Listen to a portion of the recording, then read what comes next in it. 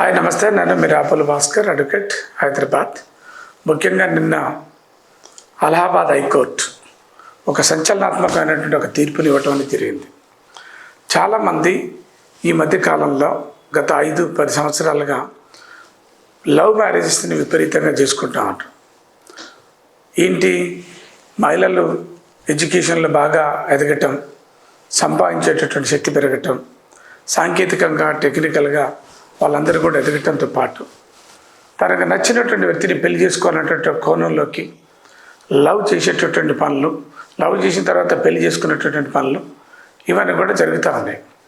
అయితే ఏంటంటే చాలామంది కులం పేరుతోటో, మతం పేరుతోటో, వాళ్ళకు ఉండేటటువంటి ఫైనాన్షియల్ స్టేజెస్ తోటో చాలామంది తల్లిదండ్రులు వాళ్ళ యొక్క పిల్లలకి వేరే వ్యక్తితోటి లవ్ మ్యారేజ్ చేయడానికి ఇష్టపడతలేరు.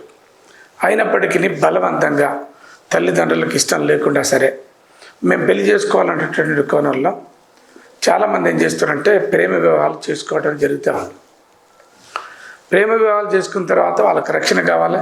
మా తల్లికి ఇష్టం లేదు, తండ్రికి ఇష్టం లేదు, బావలకి ఇష్టం లేదు, అన్నదమ్ములకి ఇష్టం లేదు, మమ్మల్ని ఎక్కడ ఏం చేస్తారు అనేటువంటి ఒక భయంలోకి కూడా వాళ్ళు వెళ్ళిపోతూ ఉంటారు.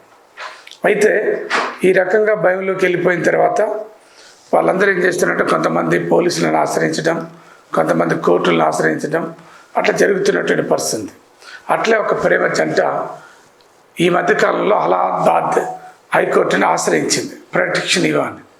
ఏమని, తల్లిదండ్రులకు ఇష్టం లేని పెళ్లి చేసుకున్నాం, దాంతో మాకు నష్టం జరుగుద్ది, ఈ వ్యవహారం చేయండి అని ప్రొటెక్షన్ ఇవ్వమని.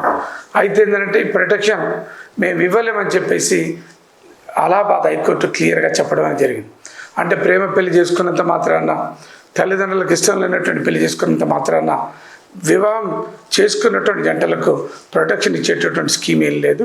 కాకపోతే పరిస్థితులు బట్టి, సామాజిక పరిస్థితులు, సిచ్యువేషన్స్ని బట్టి మాత్రమే ఇవ్వబడుతుంది అనేది ఆ పిటిషన్ని డిస్మిస్ చేయటం అనేది జరిగింది. అందుకనే ఇష్టం లేనంత పెళ్లి తల్లిదండ్రులకు ఇష్టం లేనంత మాత్రాన ప్రొటెక్షన్ ఇచ్చేటటువంటి అవకాశం లేదనేది చట్టం చెప్పినటువంటి పరిస్థితి అన్నట్టు.